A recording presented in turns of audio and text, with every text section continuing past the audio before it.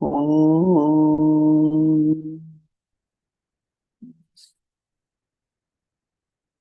Om.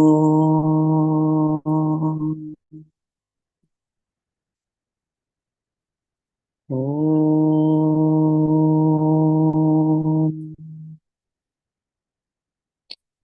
Om Brahmanandam Paramasukadam Kevalam Jnanamurtim Dvandvatitam Gaganasadrisham Tatvamasyadilaksham Ekam Nityam Vimalamachalam Sarvadhi Sakshibhutam Bhavaतीतं त्रिगुणरहितं सद्गुरुं तं नमामि श्रुतिस्मृतिपुराणानाम् आलयं करुणालयं नमामि भगवत्पादं शङ्करं लोकशङ्करं शङ्करं शङ्कराचार्यं केशवं बादरायणं सूत्रभाष्यकृतौ वन्दे भगवन्तौ पुनः पुनः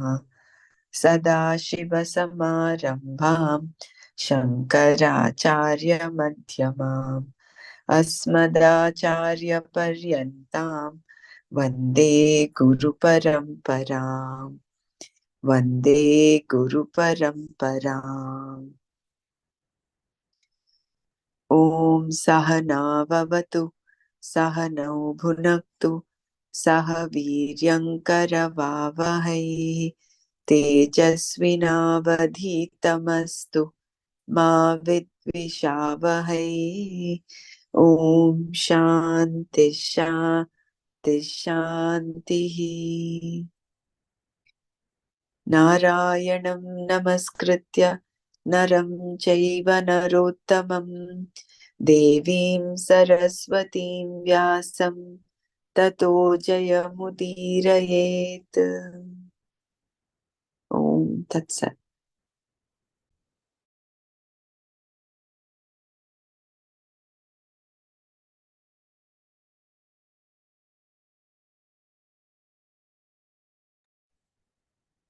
Can we do the Gita, the 13th chapter, all the verses, or you want to do only certain verses?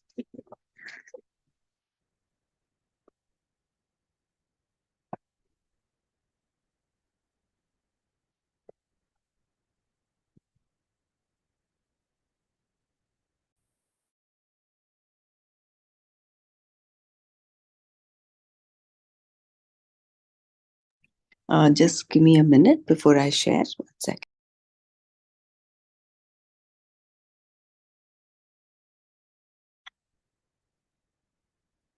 Do you want me to share chapter 13? Yeah, can you share the verses? Oh, not the. I've got the PDF open, not the verses. PDF. No problem. You can share the PDF, and Okay. let me just share the verses and chant the verses. We'll do the last 10 verses. I think we stopped at 31 or so.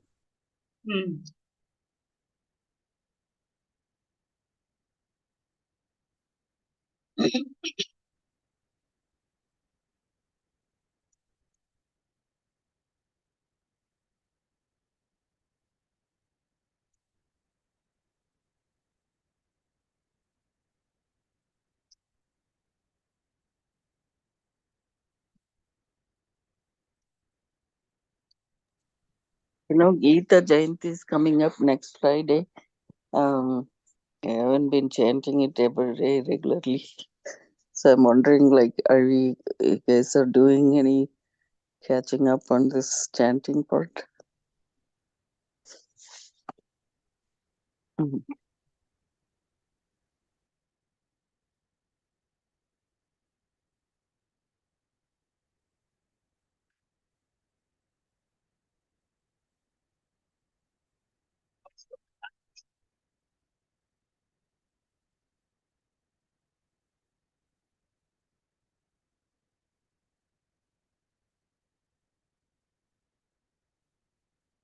Om Shri Krishna Paramatmane Namaha अथ श्रीमद्भगवद्गीता त्रयोदशोऽध्यायः। श्रीभगवानुवाच ध्यानेनात्मनि पश्यन्ति केचिदात्मानमात्मना अन्ये साङ्ख्येन योगेन कर्मयोगेन चापरे अन्ये त्वेवमजानन्तः श्रुत्वान्येभ्य उपासते तेऽपि चातितरन्त्येव मृत्युं श्रुतिपरायणाः यावत् सञ्जायते किञ्चित् सत्त्वं स्थावरजङ्गमम् क्षेत्रक्षेत्रज्ञसंयोगात् तद्विद्धि भरतर्षभ समं सर्वेषु भूतेषु तिष्ठन्तं परमेश्वरं विनश्यत्स्य विनश्यन्तं यः पश्यति स पश्यति समं पश्यन् हि सर्वत्र समवस्थितमीश्वरं न हि नस्त्यात्मनात्मानं ततो याति परां गतिम् प्रकृत्यैव च कर्माणि क्रियमाणानि सर्वशः यः पश्यति तथात्मानम् अकर्तारं स पश्यति यदा भूतपृथग्भावम्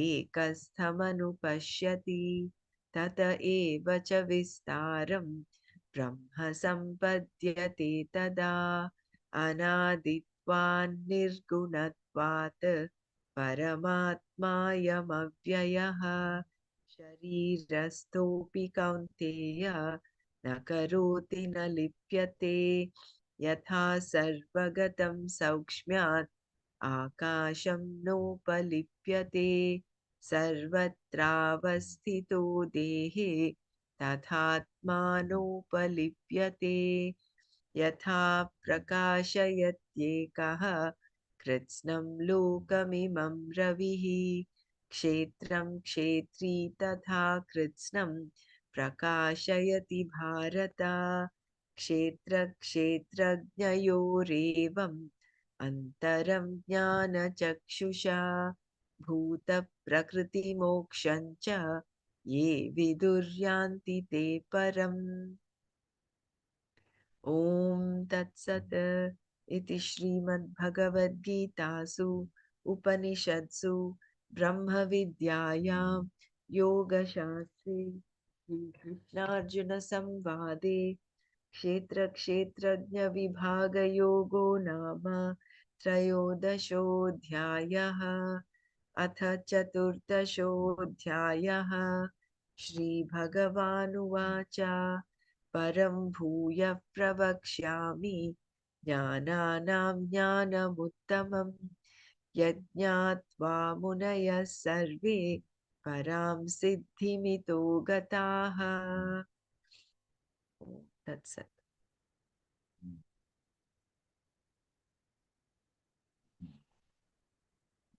Jai Gurudev Sumaji, will you be able to share and also read?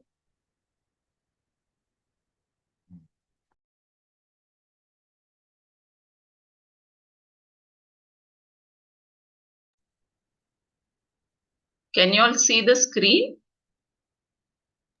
Yes. Yeah, it's perfect.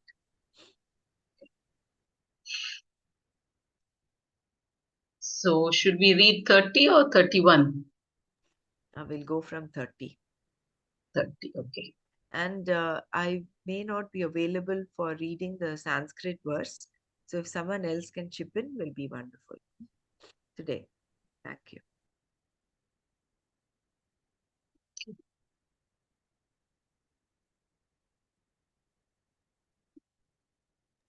I will chant this for now. Yeah.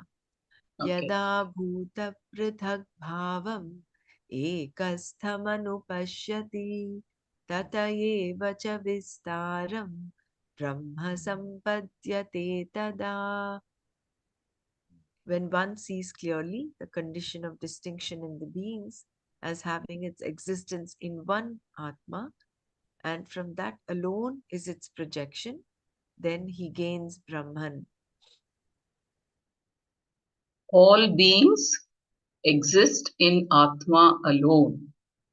First, Bhagavan said, the one who sees the Atma as the same in all beings, which means the immanence of Atma, is recognized. In this, the beings may be construed as separate from the Atma. So now he has to resolve that in order to show non-duality, here he says that he also sees this duality of the beings as having their being in the Atma alone. Once you say Atma is one and the same, all the minds and senses, etc., have their being in and are non-separate from that Atma. The existence of each one of them is non-separate from the existence, which is Atma. Only Nama Rupa is different. Every Nama Rupa reduces to existence alone. And therefore, he says, they all have their being in one Atma. Anupashyati means he sees in keeping with the Shastra as taught by a teacher. He recognizes himself being all, as it is revealed in the statement of Shruti, like the self indeed is all this. Atmaiva idam sarvam. That means the status of existence for this entire creation, consisting of varieties of things, has its being in the Atma alone. Not only does it have its existence in Atma, from that alone is its coming into being, its projection, tata vistaram. Like pots have come from clay, all the nama rupas have come from Atma alone. All this creation blossoms forth from Atma. Therefore, Atma is not only the conscious intelligent cause, nimitta karana, but also the material cause, upadana karana. Thus, all this is nothing but Atma. Shankara quotes a sentence here that says, from the Atma is prana, from the Atma is hope, from the Atma is memory, from the Atma is space, from the Atma is fire, from the Atma is water, from the Atma is coming into being and disappearance. From the Atma is food. Atmatah prana, Atmata asha, Atmatas smara, Atmata akasha, Atmatas teja, Atmata apa, Atmata avirbhava, avirbhava, atirobhava, mano, atmanona. Aviro bhavat aviro bhavat tiro bhava. Sorry. Avir bhavat bhavatiro bhavatatmano tonam atmatonam. I know you have to split it. I think avir bhava tiro bhavatatmatonam. Anyway, that means that Avirbhavat tiro bhavat atmanonam. So coming and going, disappearance. In this right. way, everything is born of me alone, has its being in me and disappears into me. There is no other Ishvara separate from me, sitting somewhere and creating something. When a person is able to see this clearly, he gains Brahman. Brahma sampadyate, meaning he understands that he is Brahman.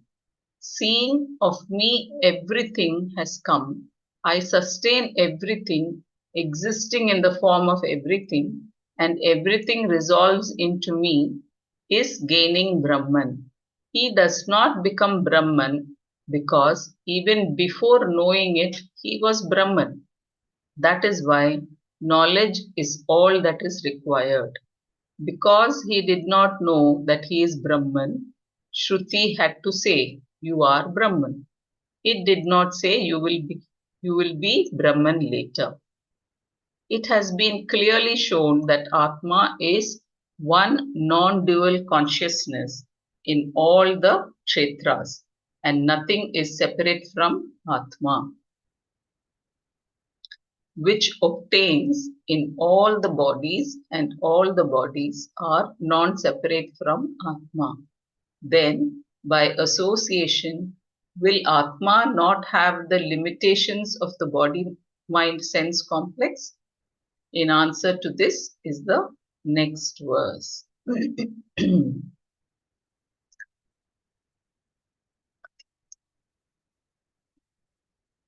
Anaditvan nirgunatvat paramatma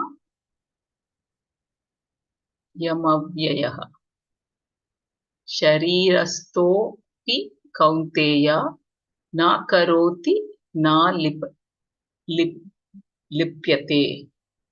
Kaunteya. O Kaunteya, I am this, avyayah, imperishable, Paramatma, limitless self, Anaditvat, being beginningless, Nirgunatvat, being without attributes, Shariran, Sharirastaha api, even though obtaining in the body, Na karoti, he does not do, Na lipyate, he is not affected. Yeah. O You know how you break it, Sumaji, that Anaditvan Nirgunatvat Nirgunatvat Paramatmayam Avyayah Sarirastopi Paramatmavyam Paramatmayam Avyayah Sarirastopi Kaunteya Nakaroti na Lipyate thank you. Anaditvan Nirgunatvat then Paramatmayam Avyayah. Yeah. Okay. O Kaunteya, being beginningless and without attributes, this limitless self is imperishable. Even though obtaining in the body, it does not perform action and is not affected by results of action. Atma has no beginning. A self, a physical body, a physical body is born, it has a beginning, whereas Atma is without a beginning, Anadi, and therefore does not have the problems inherent in something that begins.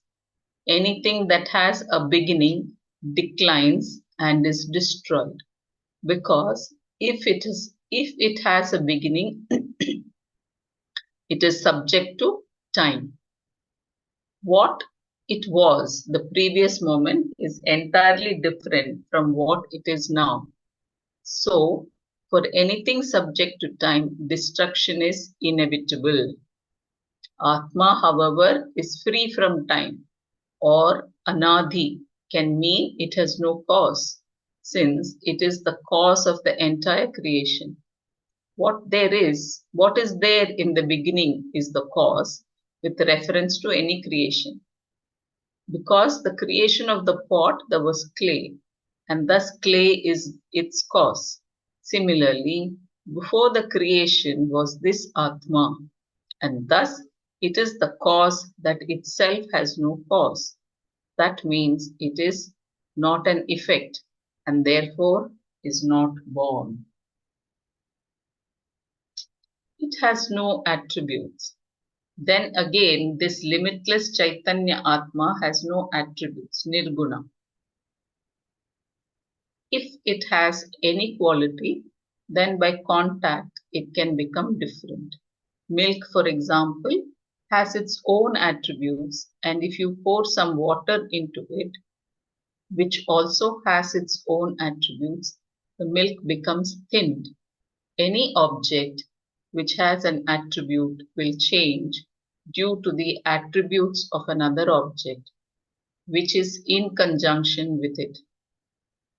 For that to happen, it must be a substance enjoying its own attributes. Then, because of association, it will gather the attributes of the object with which it is associated. But first, that nucleus, which is a substance with qualities, is required. Now, Atma is entirely without attributes. Consciousness is not an attribute, and neither is eternality. If consciousness were an attribute, then there should be another substance in which consciousness is based. Is that substance consciousness or non-consciousness? If it is non-consciousness, consciousness cannot be its attribute. Moreover, anything you think of becomes an object of consciousness, and therefore there cannot be a substantive for which consciousness is an attribute. Nor is consciousness a substantive because it is an attribute-free vastu. Everything else is an object and therefore has attributes. Even Maya has the attributes of the three gunas and therefore is subject to change. Atma Chaitanya, on the other hand, has no attributes. Maya is also witnessed, Sakshyo, Saksya, while Atma is the witness, Sakshi. Maya is the witnessed, Saksya, Sakshya, and Atma is the witness, Sakshi. When even space cannot take on any attributes, how can consciousness, the very basis of space, assume attributes? Even though the mind is not separate from it, the problems of the mind cannot be transferred to the Atma, nor can those of the body, the senses, or the world with its varieties of problems. There is no nucleus to attract them. Thus, Atma does not undergo any change. It is avyaya. If it were a substance with qualities, then those qualities would change. A body, for example, which was once young, is now old because having attributes. It changes. Atma, having no attributes, does not change and can therefore never be destroyed. Therefore, even though present in the body, it does no action. It is not touched by anything.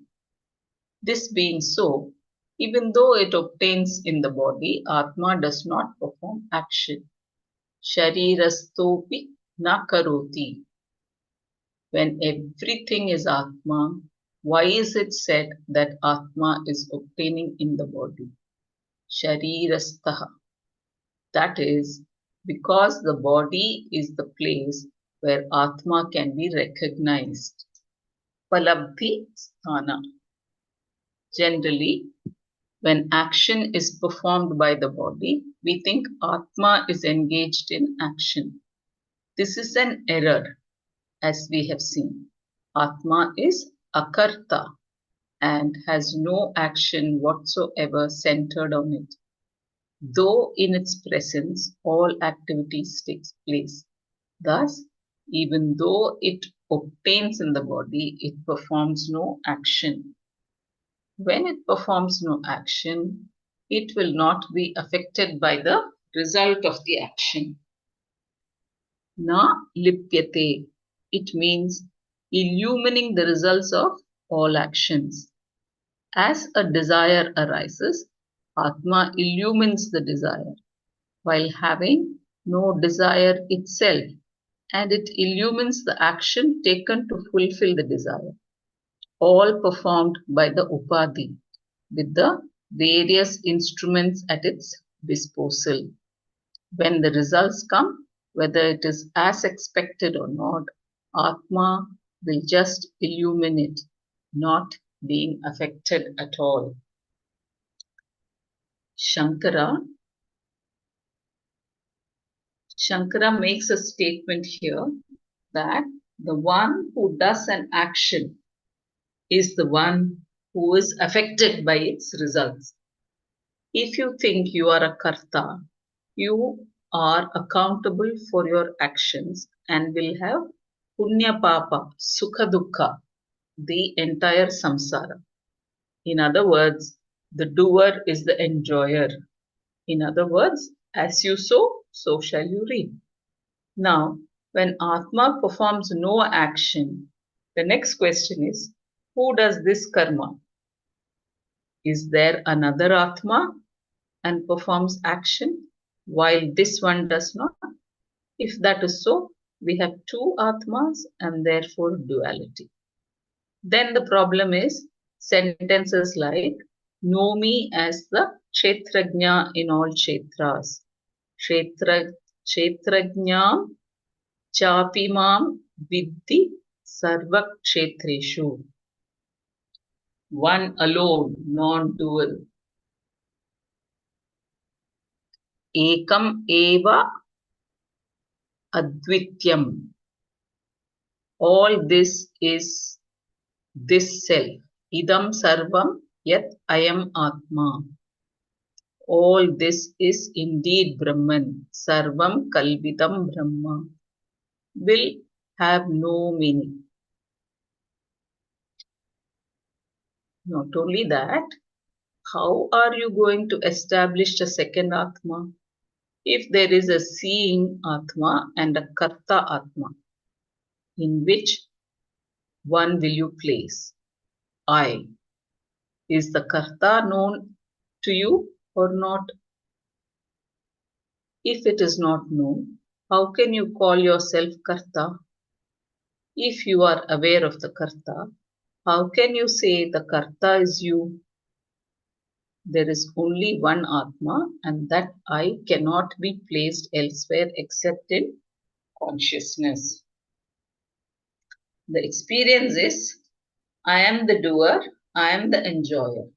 And Shastra confirms that the one who does is the one who enjoys the fruit of action. Now, Atma does not perform any action, but somebody is doing it. Bhagavan himself said it is the nature of Prakriti to engage itself in action. Sarva vastu parivartate Prakriti.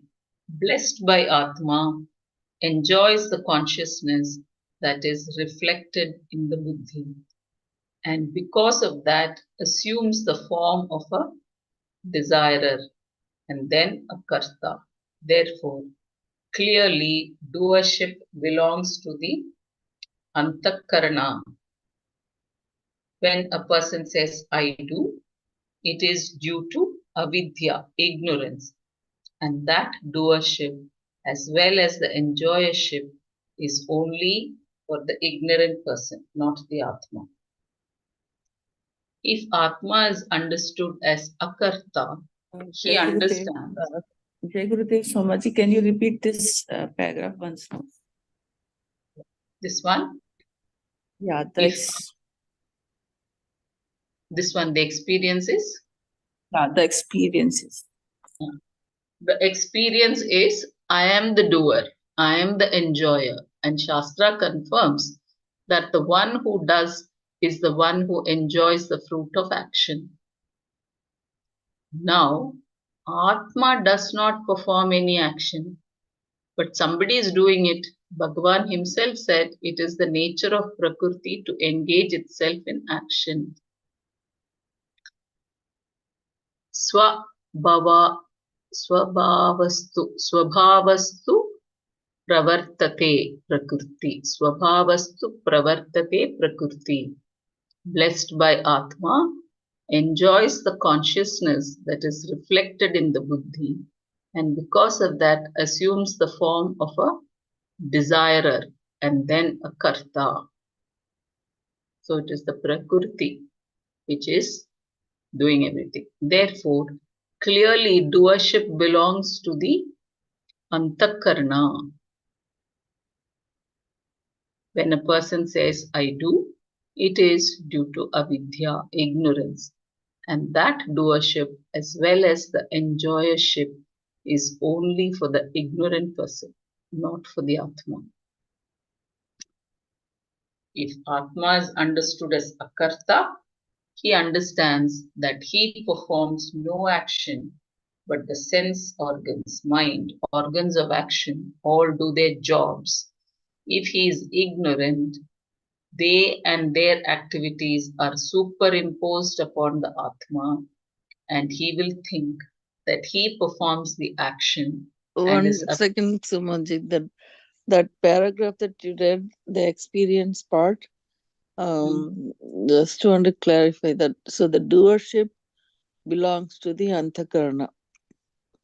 yeah. So that means this kind of little controversy. I know I very much that Atma is no akarta, but then when he plays I do, that it's avidya because that you're not doing it. It just uh, I mean you won't, that not a capital I do part. So we say, oh, it's all his doing, right? Then it's because it's not, we then that part we are pointing out to the other Brahma who writes all the, when he creates the beings, that he writes up everything. This is what's going to happen.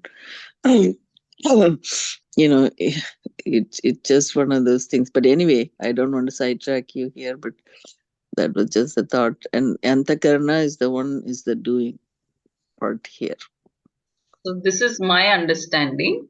Hmm. Everything is done by Prakriti. Prakriti has the gunas. That's Maya. Guna karmas it has. Yeah. And the karma depends on your antakarna, which is your buddhi, mind, intellect, Mm. memory, ego, all that. So it depends upon the sharpness of your intellect. You will do actions by Yeah. the prakriti, the Okay. gunas. So that's what this is, right? This Yeah, Subhavastu Pravartate, that the Bhagavan himself said it's a nature of Prakriti to engage act. itself in action. Subhavastu Pravartate. And then sorry, I'm trying to read it again. Prakriti blessed by Atma enjoys the consciousness that is reflected in the buddhi, and because of that assumes the form of a desirer and then a karta. So that takes like 2-3 steps here.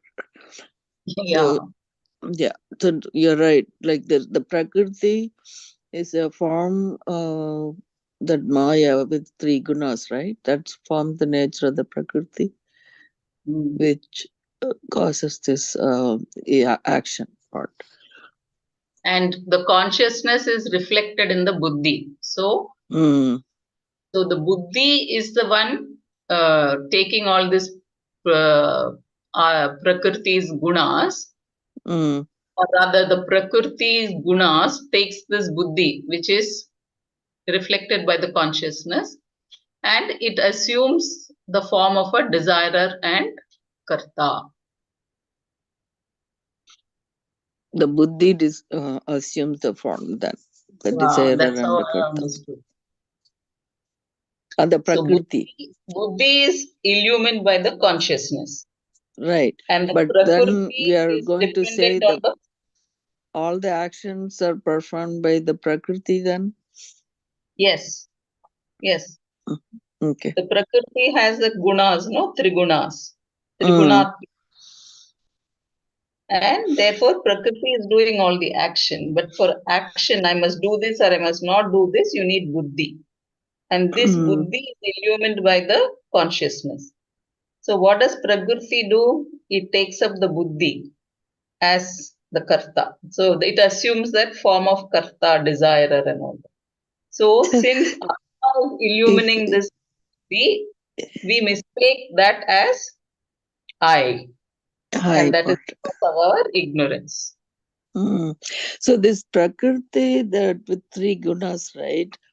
That is, it's. I mean, we say that we have these three gunas, right? Like, but then again, it's not within this limited body. That the nature is out there, right? Like it's in and out of you. Yeah.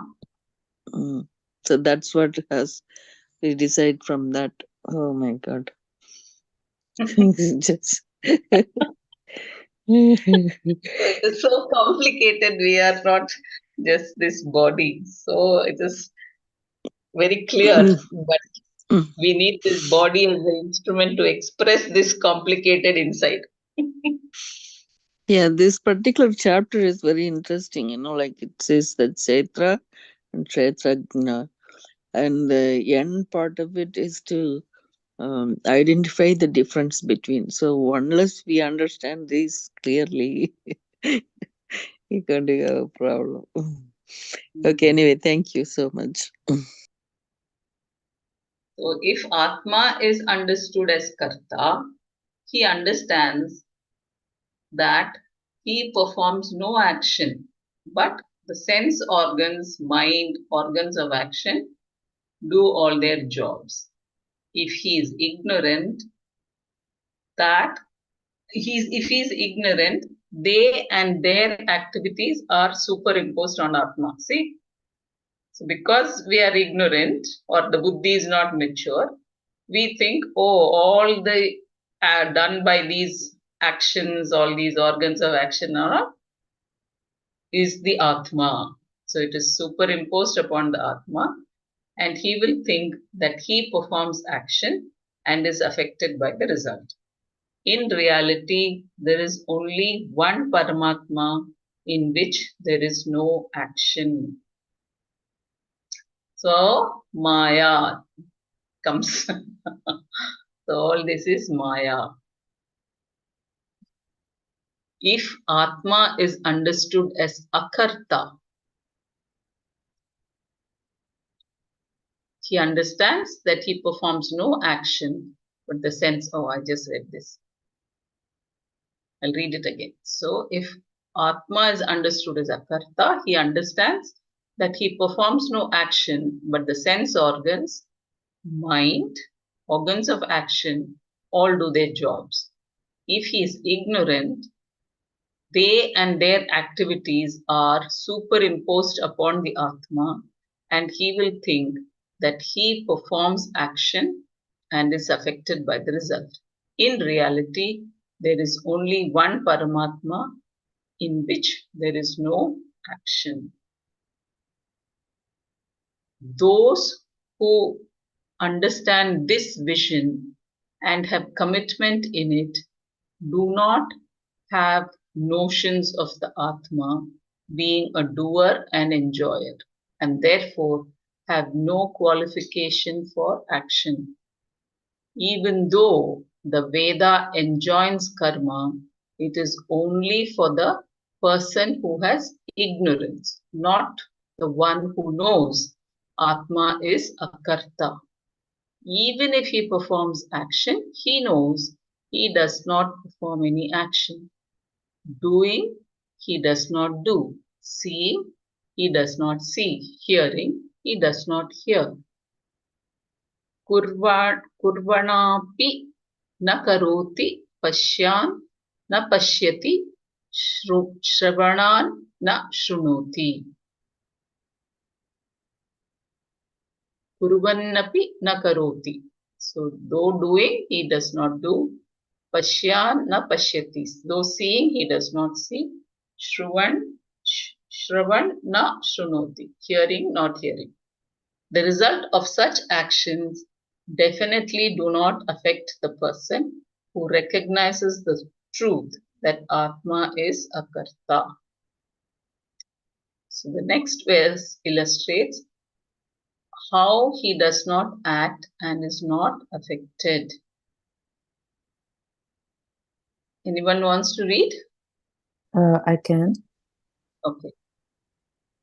यथा सर्वगतं सौख्यात् आकाशं नोपलिप्यते सर्वत्रावस्थितो देहे तथात्मानोपलिप्यते यथा just as sarvagatam all pervasive akasham space saukshat saukshmyat being subtle Subtle. saukshmyat being subtle न उपलिप्यते is not affected तथा आत्मा so too the self सर्वत्र in all states अवस्थितः abiding देहे in the body न उपलिप्यते is not affected just as all pervasive space because it is subtle is not affected so too the self abiding in all the states in the body is not affected. Like space, Atma is untouched. Space being subtle, meaning it has no form. It is not affected by anything that happens in it. You can erect walls, even throw debris, but space remains unstained. It has no limits, it has no limbs or attributes, and therefore is not affected by anything that takes place within it. Having no form, it is also all pervasive. Similarly, Atma obtaining in the body in all the states is not affected whether is, is not affected. Whether the mind is pleased or displeased, has a longing or aversion, is angry or frustrated, the one who obtains all these states, though never away from them, remains unaffected. There is no necessity for the mind to be quiet or for thoughts to be dismissed, for Atma to reveal itself.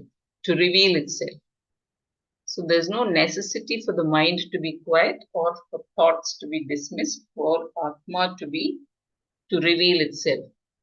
It obtains in all the states and at the same time is not affected at all. You may have any thought. It makes no difference to Atma. Therefore, no matter what the Upadhi is undergoing, I am not affected. To illustrate how one Atma can illumine all the Kshetras, Bhagavan gives the following verse. Yeah. Do you want to read this again? Atma is untouched by space. It's quite clear, no? Uh, Please, can you read again? yeah, Okay. please. Like space, Atma is untouched. Space being subtle, meaning it has no form, is not affected by anything that happens in it. You can erect walls, even throw debris, but space remains unstained. It has no limbs or attributes, and therefore is not affected by anything that takes place within it. Having no form, it is also all pervasive. Similarly, Atma, obtaining in the body in all the states, is not affected.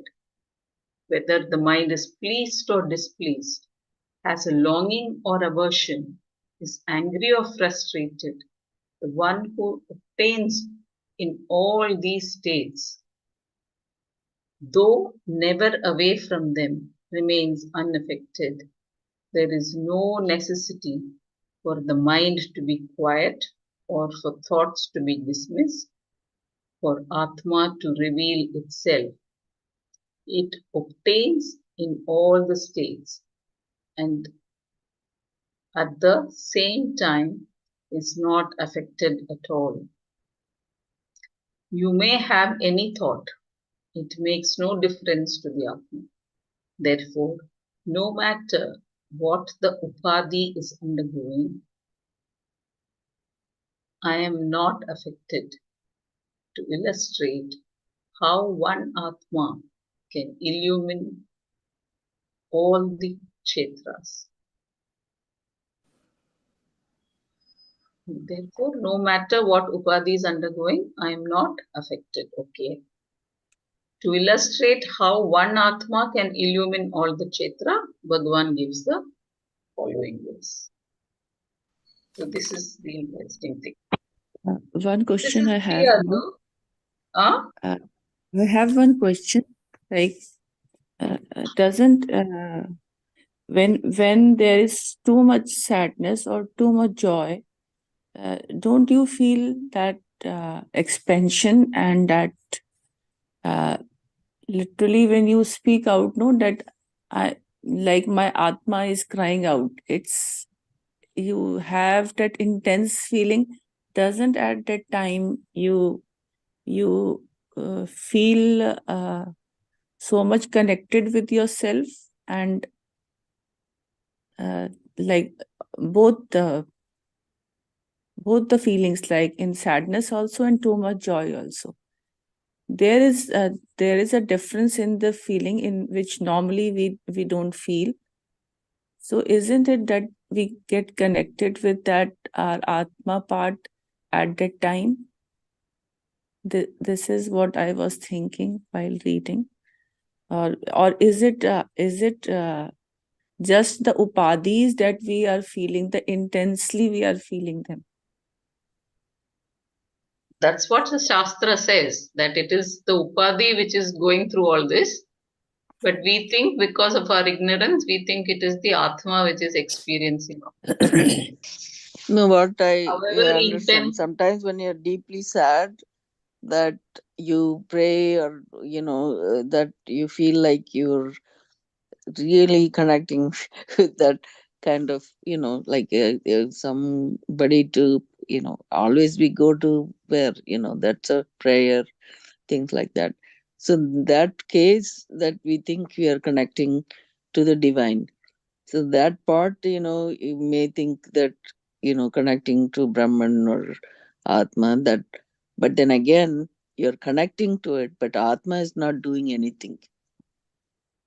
The uh, feeling, everything that's happening to us, it's only the in the mind, what you feel. hmm.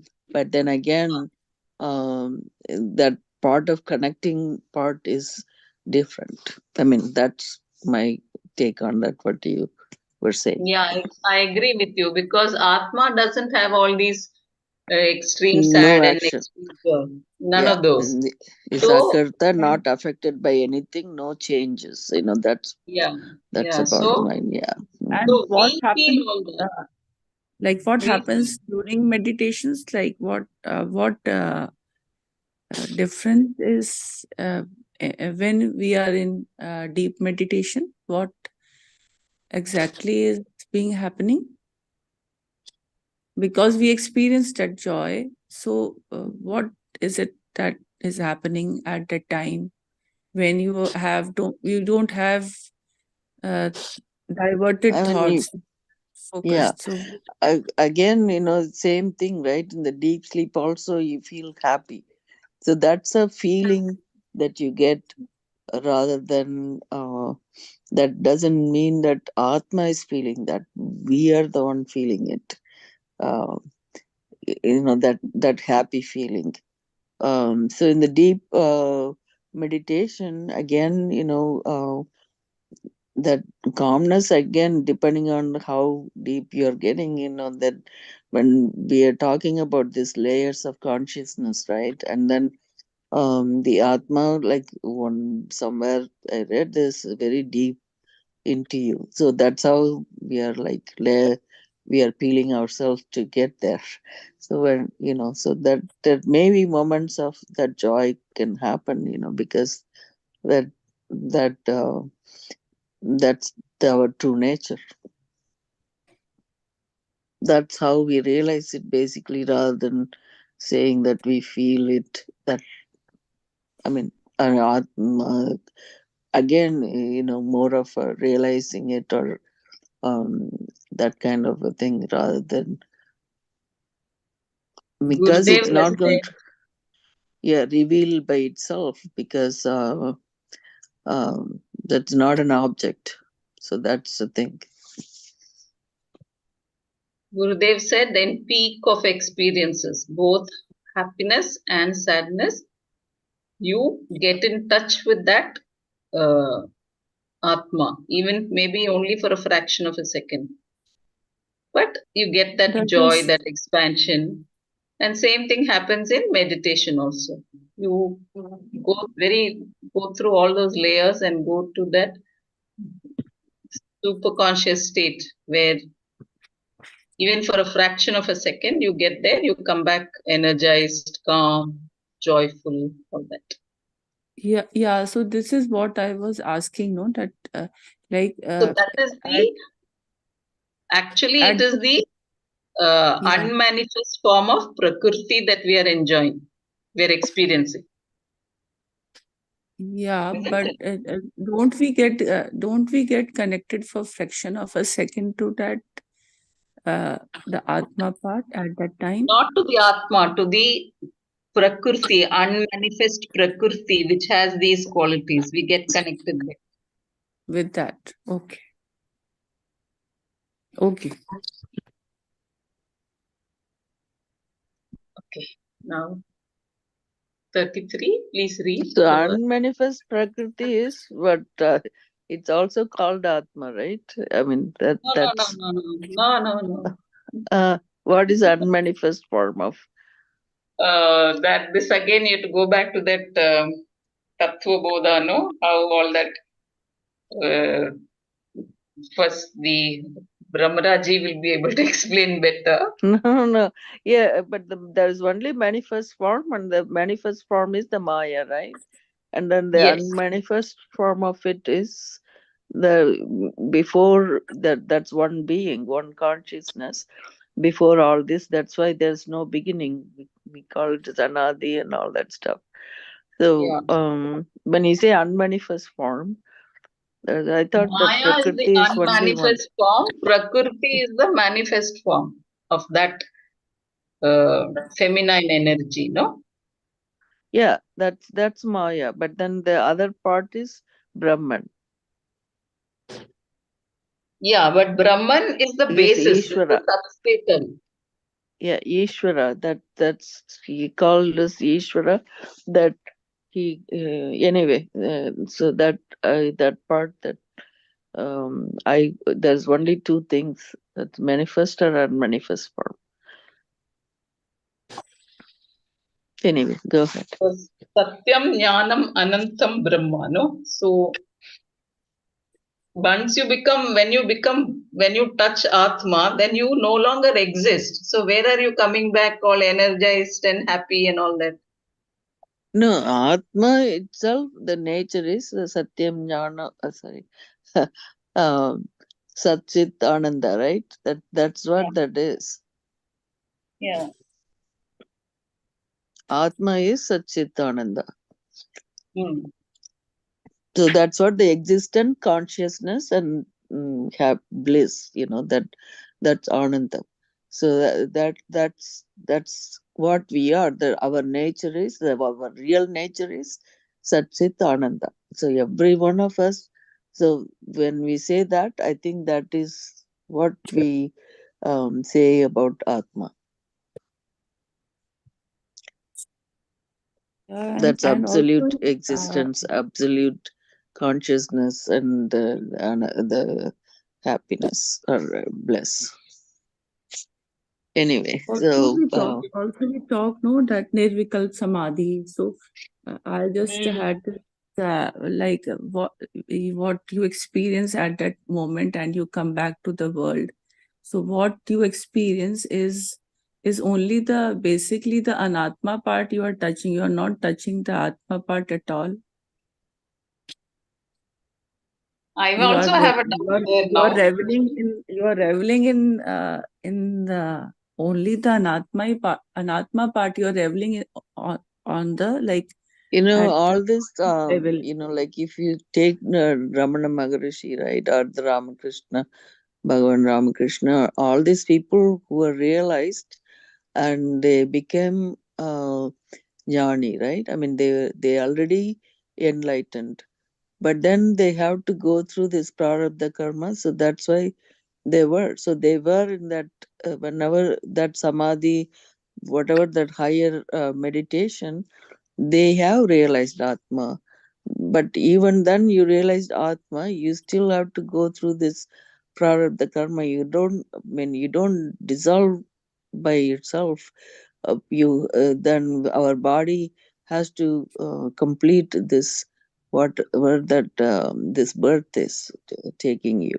So until the death, the body goes away and the subtle body, everything goes away. Then we don't have another birth after this. But as much as that is happening, they you realize it. You realize it in this birth. That's you get in touch with your atma. Yes, I mean you can. Yeah, in meditation we do. That is how we um, experience the joy and all that. But what trying to understand here is that because Atma is attributeless, all the qualities that we experience is actually the unmanifest form of Prakriti. That's what I'm thinking. I may be wrong, which is very, very, very close to us, Atma. Can you describe like I am now confused. What is the unmanifest form of Prakriti? In I'm in not following. Tattva Bodha, no, how first Brahman will replicate and all that. So first the Prakriti comes and then, or Maya, I think, I don't know who comes first. And then they're all unmanifest at that state. Then the manifest that Maya has those three gunas, which is all unmanifest at that state. Then the tamo guna starts forming the material manifest forms. We have to go back to Tattva Bodha. Or maybe I'm confusing too much. I don't know. No, you are right. The That Prakriti, nimitta karana, ubadana karana, right? That yeah, there is two yeah. things. That Actually, Ishvara, the yeah, Prakriti, this nimitta karana is the material cause and the efficient cause. That then the material cause is the ubadana karana, and I think what is the other one is the nimitta karana is efficient cause. And both are Atma. It says, no? Both are dependent on the Atma. 1 second, I'm trying to. Where is that you're talking about? so the Prakriti is like Prakriti remains in the unmanifested form, and but due to the effect of Maya, it gets manifested due to all the three gunas. Is it so? Like what I now remember, That is how I'm Brahman. also understanding. My understanding is also like that. But I don't know if that is the correct understanding. So still that question remains that what do we experience during deep meditations or in extreme states of sadness or joy? What what do we experience at that time? It still remains a question for me.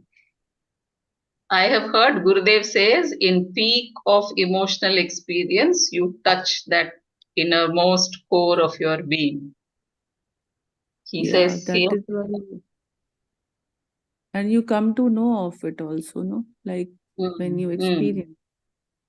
So I just wanted to know what is that we experience? What is that? Is it is the till now we had the feeling that it was the innermost Atma that we used to feel, like we feel, and but reading this it has changed all the meaning. What are we doing doing in meditation? What are we doing when we can't reach the Atma at all? We still, yeah, it is unreachable. Yeah.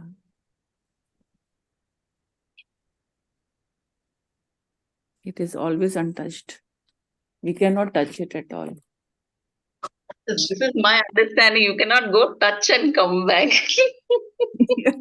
Once Yeah, you but touch, you're there. no, but in Nirvikal Samadhi, didn't we read that the person goes for a fraction of a second or maybe some more time and come back to the world? We read, no? Yeah. Samadhi, different types of samadhi. Yes, we Yeah. did. So what is it that is happening? Where is he touching? Where he is? We'll have What to ask part? Nana ji. I have no idea, or we can make our own conclusions Yeah. depending on Yeah, our this paragraph. intellect. Yeah, this paragraph has almost changed the thought process what we had till now. And Yeah. Okay, let's read and see what the yeah, 33 says. yeah, yeah. Yeah, someone read the verse. यथा Because Bhagwan gives प्रकाशयत्येकः the following verse. How one Atma can illumine all Kshetras. Bhagwan gives the following verse. यथा प्रकाशयत्येकः कृत्स्नं लोकमिमं रविः क्षेत्रं क्षेत्री तथा कृत्स्नं प्रकाशयति Bharat Bharat O Arjuna, yatha, just as ekah ravihi, one sun, imam krusnam lokam, this entire world, prakashayati, illumines, tatha, so too, kshetri, the one who obtains in the kshetra, krusnam, kshetram, the entire kshetra, prakashayati, illumines. O Arjuna, just as one sun illumines this entire world, so to the Kshetri Atma, one who obtains in the Kshetra, illumines the entire Kshetra.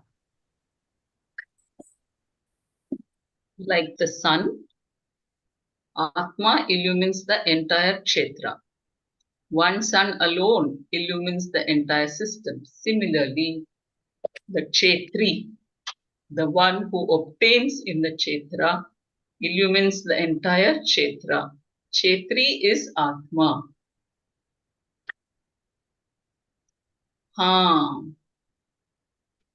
So here is the answer. Kshetri is the Atma, the one for whom the body is a Kshetra. This Pratyakatma is Paramatma, illumining the entire Kshetra. So what you said is right, Sarlaji. What we are touching is the Atma. Because the Atma is illumining that experience to us, that joy or uh, that peak of that emotion. So it is the Atma that is illumining the entire Kshetra, which includes the mind, senses. See, it includes the mind, senses, body, and this entire world. There is only one Atma illumining all this. Anything that you consider to be a second Atma is only the Kshetra. When you count another person What is it that you are really counting? It is only the body, not Atma. Atma illumines not only this body, but that body also. Then again,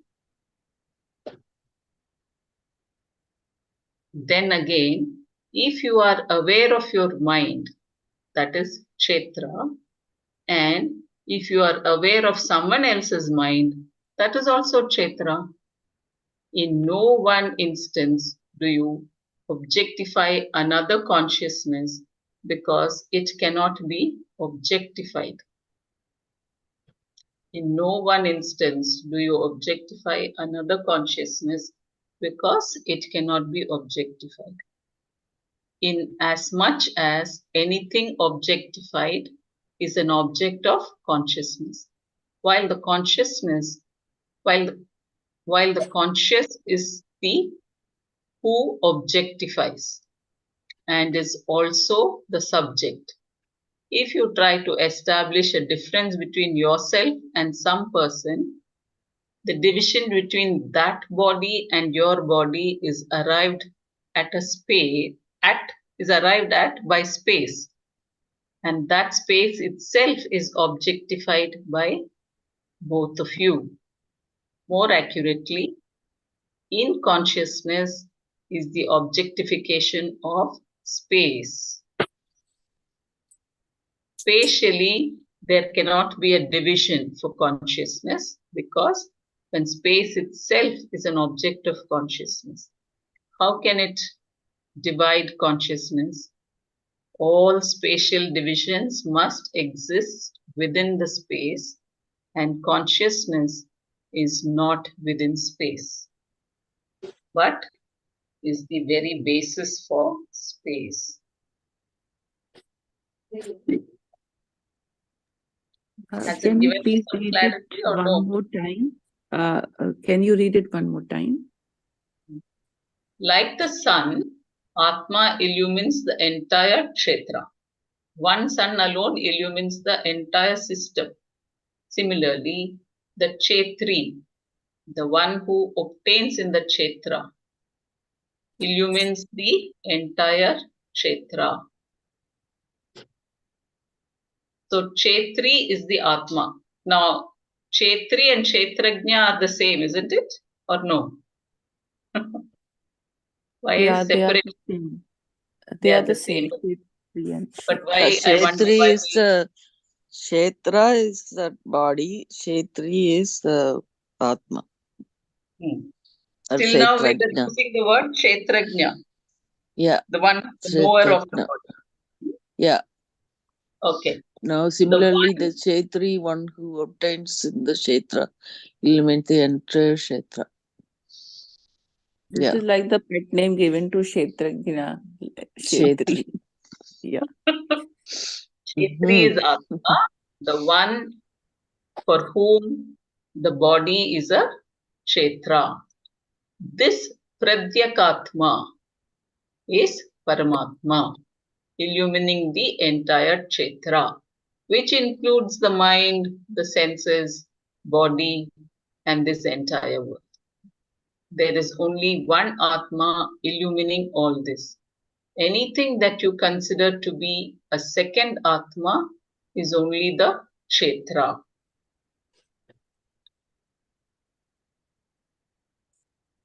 So when you count another person, what is it that you are really counting? It is only the body, not Atma. Atma illumines not only this body, but that body also. Then again, if you are aware of your mind, that is Kshetra. And if you are aware of someone else's mind, that is also Kshetra.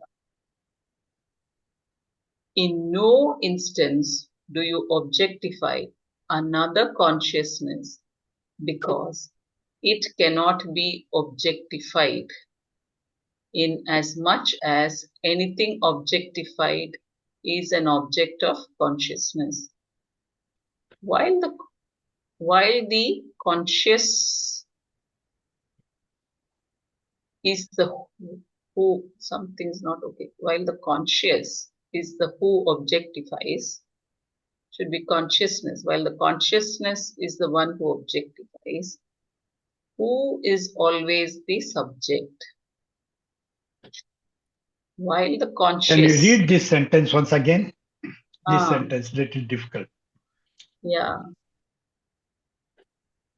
So what we are actually counting is the body. This much we know. Then again, if you are aware of your mind, that is also kshetra.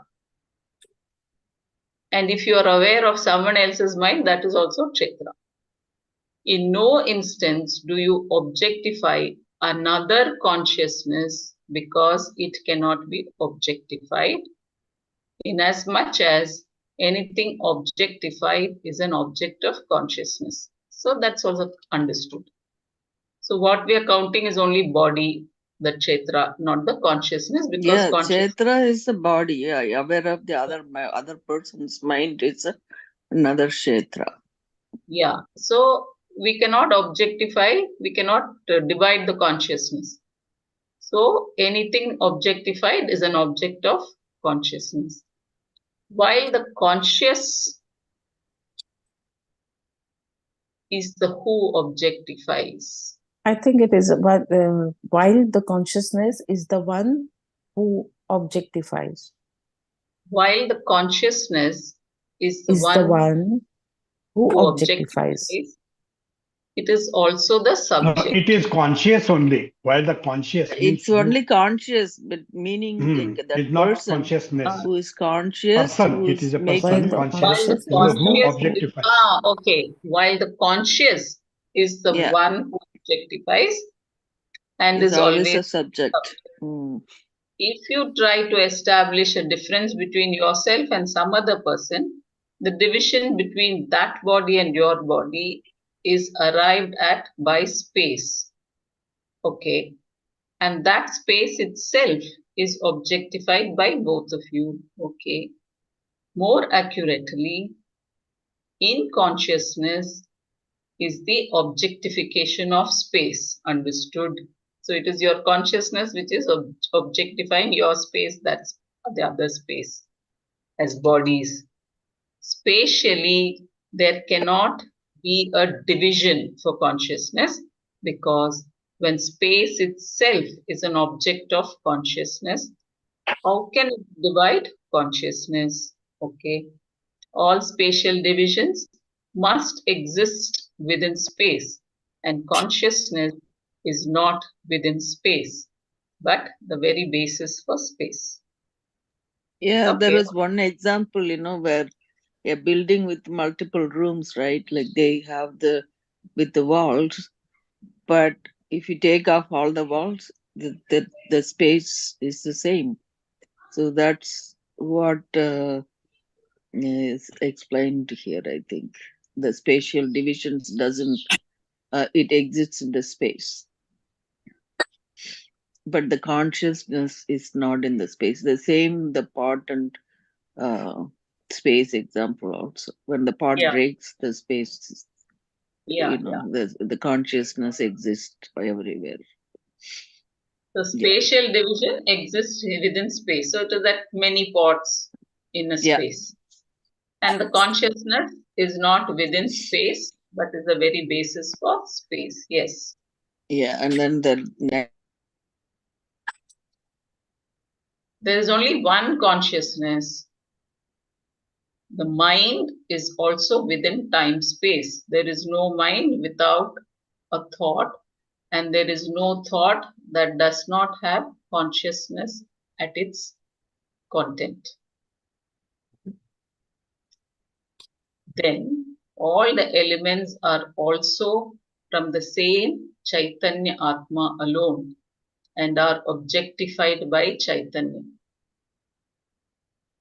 Chaitanya Atma. So this is Atma is consciousness, isn't it? Also, can we there is read from the beginning again? the mind is also within time space. There is no mind without a thought, and there is no thought that does not have consciousness at its content. So without consciousness, there's no thought, there's no mind, all that. Then all the elements are also from the same Chaitanya Atma alone and are objectified by Chaitanya. Also, there is no second consciousness. There is no pramana for it. And Shastra also makes it very clear that there is only one consciousness, Ekam Chaitanyam. If you have any doubt, just close your eyes and see how many consciousness are there. Anything you think of is going to be an object of Chaitanya. Therefore, all that is, there is one consciousness, just as the sun illumines the entire world that is seen by you right now. So too, the one who indwells the Kshetra illumines the entire Kshetra. All the subtle and gross elements, everything that is known and unknown, as there is only one self-luminous sun, there is only one self-effulgent Atma. Then again, it is unaffected by whatever it illumines. If, huh?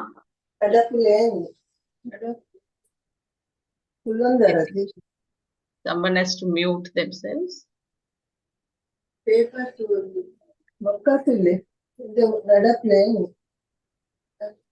Okay, can we mute ourselves? If it illumines,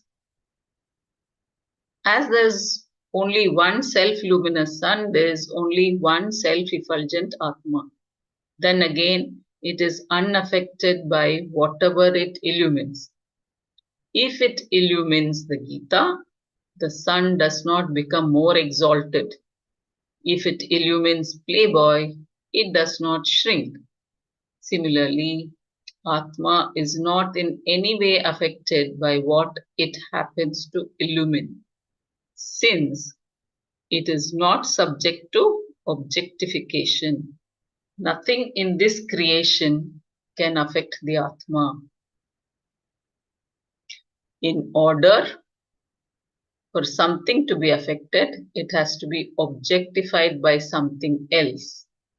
And Atma is the one that illumines everything and which nothing else can illumine. Nothing can touch it. So there we go. Nothing can touch it. This last verse sums up the entire vision that was unfolded by this chapter. So any thoughts on this? I think we'll have to read this again, and somebody who has a better understanding should help us out, I think. We read earlier, no, that the consciousness cannot be objectified because it is always it is always a subject. It is never an object. So this is all what Swamiji is trying to explain it again. Like it cannot be objectified because it remains subject, and it cannot be affected by whatever, like example of sun, how it illumines everything, whatever the rays, wherever the rays reach, it illumines everything. It itself, it cannot be objectified. It is rather, it is a subject. And in the last line, it is written, no, similar, since where was it? It does. Similarly, Atma is not in any way affected by what it happens to illumine. Since it is not subject to objectification, nothing in this creation can affect the Atma. Because in order for something to be affected, it has to be objectified by something else. And Atma is one that illumines everything and which nothing else can illumine. Nothing can touch it. So it is itself a subject. It cannot be objectified. We read it earlier also. The same concept Yeah, was, yeah, I yeah. don't remember So, which words, but it yeah, was there. yeah. So the doubt about in meditation, where are we going? When we come back feeling calm and happy, and what have we touched, isn't it? That was the doubt we had. Yes. So, So I think still think you it is touch that the it self. is that I mean, consciousness only that you we do. touch it, no? That consciousness still, like, I have this, that it is that consciousness. What else would we touch that would make us so happy or joyful in meditation With until Brahman, unless it's we the touch with your that? Atma. super state. Hmm?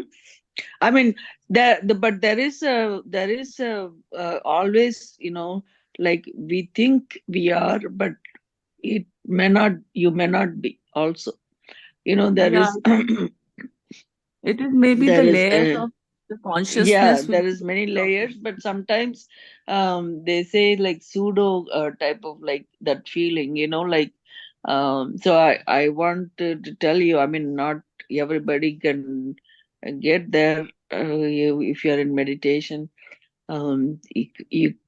just not doing anything, quietly sitting calm, and it calms you down. But I don't know, you can say you're Ananda or all the other things, but the peacefulness would calm down if you're remaining quiet or not talking to anybody, and having good thoughts and stuff like that. I mean, that's my thinking. But then again, like people who had gone into that samadhi state, like were really getting into that deeper consciousness, then maybe I think getting in touch with them. But then uh, I do take it back, because I remember what Nana also saying, or somebody else said that you think you are there, but you could be a little bit not quite there yet. I mean, in terms of the meditation, I don't know which meditation can take you there. I don't know. But I was trying to see that Satchit Ananda is the Atma. That's what even in Tattvabodh, that's what they were talking, right? I don't know about this manifest unmanifest form that you were talking. That I thought. See, when we do deep meditation, when we do Sudarshan Kriya and all that, so Hmm. we do go into that deep state of ourselves and we come back energized, calmer, happier, and it lasts longer, isn't it? So, which means we have gone into some deeper layer of our consciousness. Maybe we are not in samadhi all 24 hours or even 5 hours, but we have touched somewhere. We have touched a superconscious layer. This is what I think, because that We are stableness of we mind are under the lasts process long. of no, we are under the process of acquiring it, and we are nearing that. It's not that we are not far away. It's only our determination which could make us stabilize in Atma. That again, it will wander when we come into the world. But again, we have to be centered. At any time, we have to be centered. Bring it back to center. That is Atmaneva Atmanam. We have to make it our habit to be into that internal Atma with the Atma itself. Then only we can attain what that moksha is. And when we attain it, there is no difference. Means The other object you will not feel it as another object.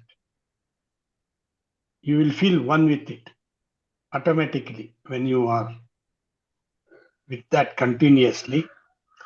So it is going here and there. Means if you are Atma, you are happy and all that and all that and all that.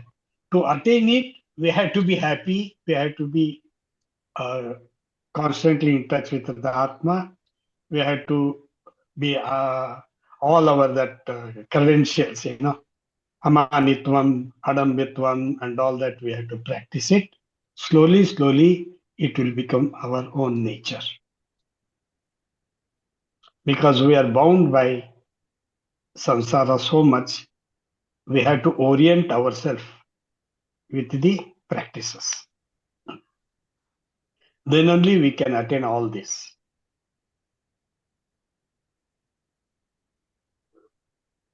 I was thinking like we have those koshas. So the last kosha is the Anandmaya kosh. So uh, it must be that uh, where we will be reveling in our meditative state, that Anandamaya kosha, no, the last kosha, we must be touching it and coming back.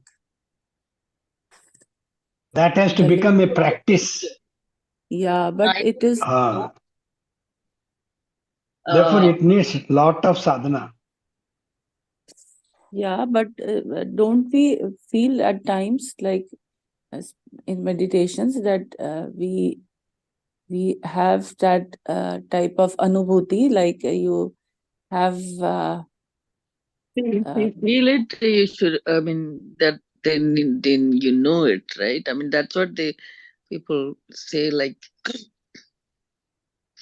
I mean, I don't know. I think I that really can't tell much about it because I Sthitat am prajna, not there yet. sthitat prajna. Yeah. We have to be in See, here sthitat in this prajna. that thir- Sthita Pragya is 33rd the verse, state. It is a Sthita Pragya is the state That which state only. yeah, but that is not temporary. If a person is Sthita Pragya, he will not shift He will his. not, yes. Therefore, we have to practice it. Yeah, but see in this 33rd verse also it says it is the Atma that illumines everything. Everything. This Chetra, the Chetra which has both the Antakarna, all your inner faculties, and your body organs, organs of action, everything. So it is the Atma that illumines, it says.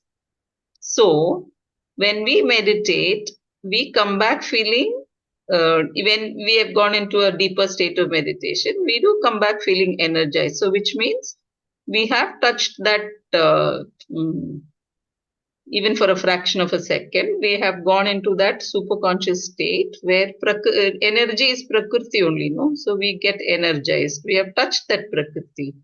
And mm, we feel joyful, which is anandam, as you said, the anandamaya kosha. So even if it is for a small fraction of a second, we do experience that. And whenever we do panchakosha in our intro talks and all that, participants who have never meditated also feel very calm and very happy, maybe for 5 minutes, but still they also get that experience somewhere, little bit.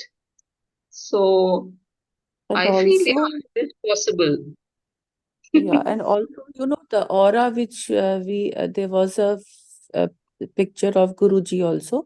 That aura which each person has, it is that expansion of that consciousness which everyone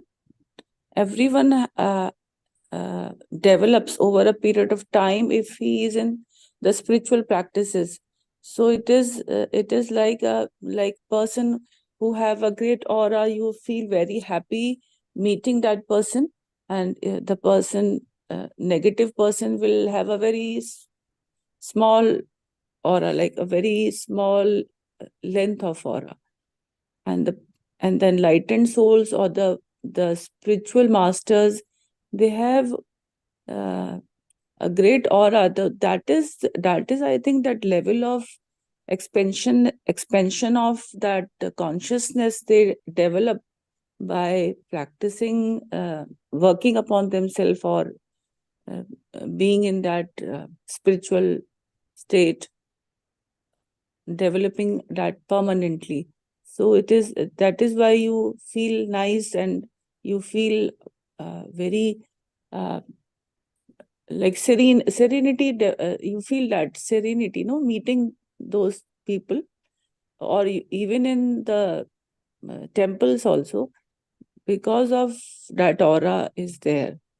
So it is that expansion of consciousness which is there, and which is, I think, it is a evolutionary part of every person uh, walking on this path. Yeah, just And relating to that. also, the Just the others, vibes, they call it others as. also will feel um, uh, very happy to meet you. You also, because you are on that path, you are you are polishing yourself. You know, it is both ways. You and others, both ways. So when you are in the practice, you also spread the happiness. Yeah. So, So when you're around so people who are happy, uh, obviously they uh, make them happy, right? If somebody yeah. is really grumpy and like really abrupt and all So that, you are a we don't feel teacher. like, yeah, See, if you are a teacher, anybody yeah, comes to you, you will feel good illuminate that. He will person. feel happy, and you are there. Don't think that you are not there. You are already there. Only little more polishing is needed by whatever we are doing, manana, everything, and sadhana also. And Guruji, I have to thank him so much that he has given everything. If you practice, this all theory will not affect at all. We are under practice. Okay, we'll stop for today. We've reached our time. We'll go through this again tomorrow, and maybe we will have a better understanding. Is that okay? So we'll stop for now. Yeah. We'll close our eyes. Loka samasta sukhino bhavantu. Om Shanti, Shanti, Shanti. And we can also send our question to Nana ji. I think this is a very important question. Are you going to play the Brahma Jnanavali, Yeah, I'll play. Samaji? Yeah, Okay, I'll play. thanks. I'll play that. Okay. But this question Om we Tat should Sat. send to Nana ji also, because all of us need that Yeah, class. whatever questions that they should play it. Yeah. I'll play the Brahmanyana now.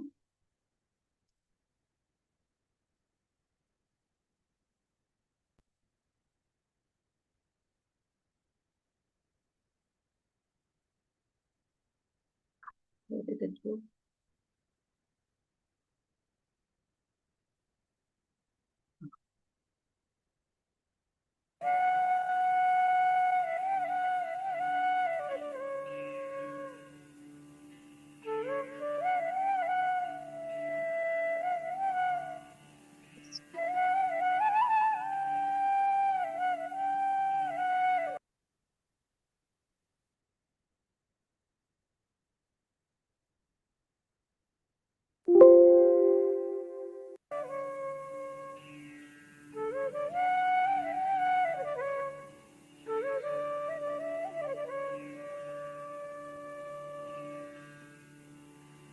असङ्गोऽहम्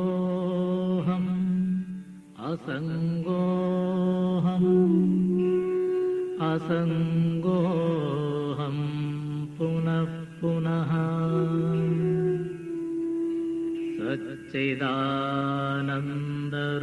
सच्चिदानन्दरूपोऽहम्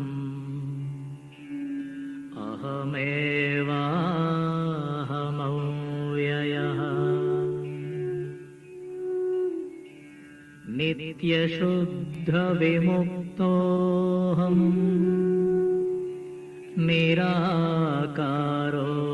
निराकारोऽहमव्ययः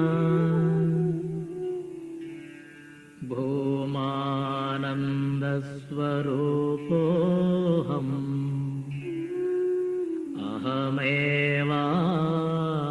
अहमेवाहमव्ययः नित्योऽहम् निरवध्योऽहम् निराकारोऽहमच्युतः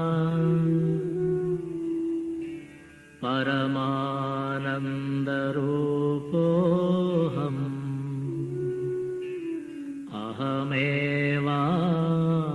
अहमेवाहमव्ययः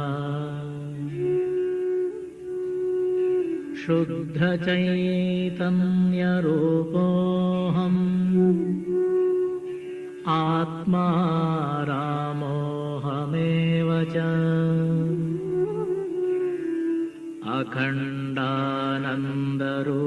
अखण्डानन्दरूपोऽहम्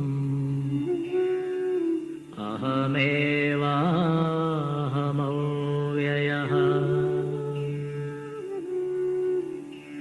प्रत्यक्षचैतन्यरूपोऽहम् शान्तोऽहम् प्रकृतेः परः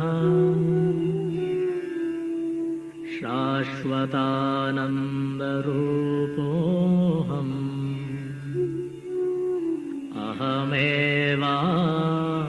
अहमेवाहमव्ययः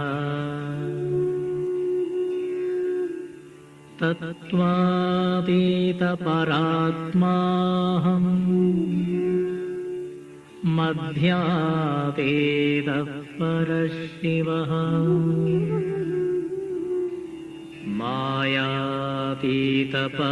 मायातीतपरञ्ज्योतिः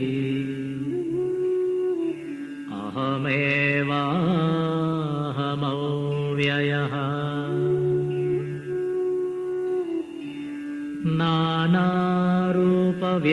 नानारूपव्यतीतोऽहम् चिदाकारोऽहमच्युतः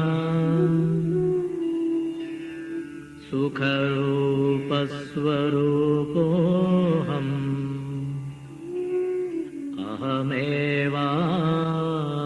अहमेवाहमव्ययः माया तत्कार्यदेहादि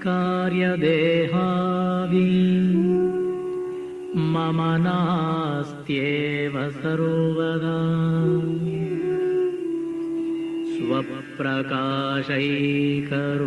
स्वप्रकाशैकरूपोऽहम्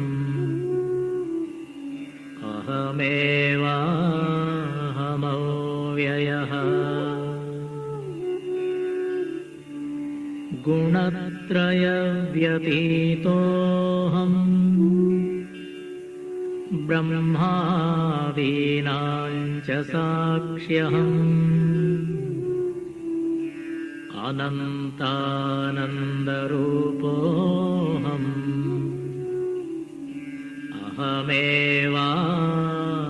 अहमेवाहमव्ययः अन्तर्ज्योतिस्वरूपोऽहम् कूटस्थः सर्वगोऽस्म्यहम्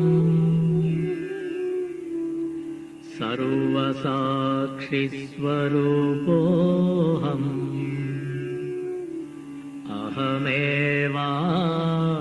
अहमेवाहमव्ययः द्वन्द्वादिसाक्षिरूपोऽहम् अचलोऽहं सनातनः सर्वसाक्षिस्वरूपोऽहम्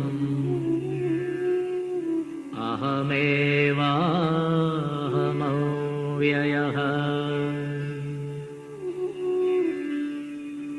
प्रज्ञानघन एवाहम्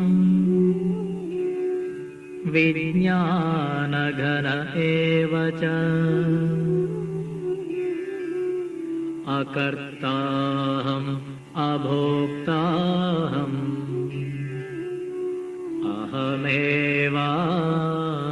अहमेवाहमव्ययः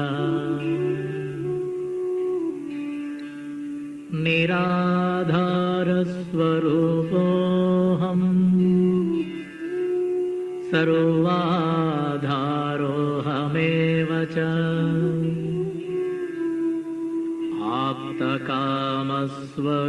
आप्तकामस्वरूपोऽहम्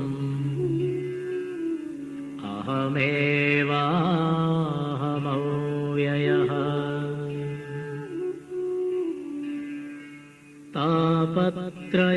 तापत्रयविनिर्मुक्तः देहत्रयविलक्षणः अवस्थात्रयसाक्ष्यस्मि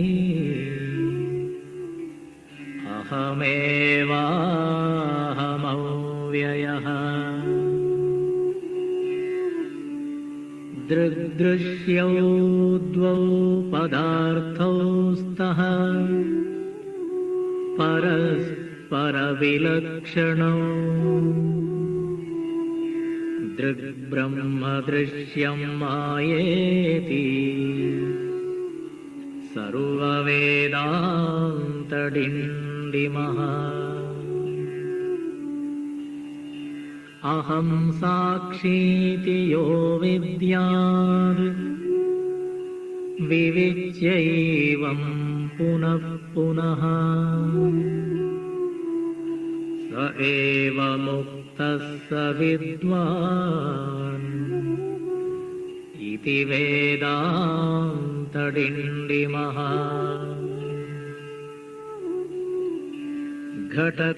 घटकुड्यादिकं सर्वम् मृत्तिकामात्रमेव च तद्वद्ब्रह्म जगत्सर्वम् इति वेदान्तडिण्डिमः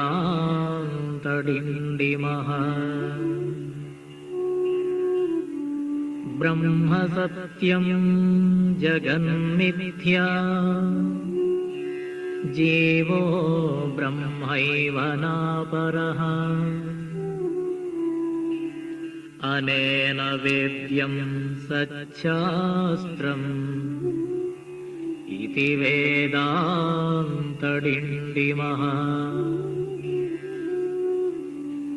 अन्तर्ज्योति बहिर्ज्योतिः प्रत्यग्ज्योतिः परात्परः ज्योतिज्योति स्वयं ज्योतिः आत्मज्योतिशिवोऽस्म्यहम् ज्योतिज्योति स्वयं ज्योतिः आत्मज्योतिशिवोऽस्म्यहम्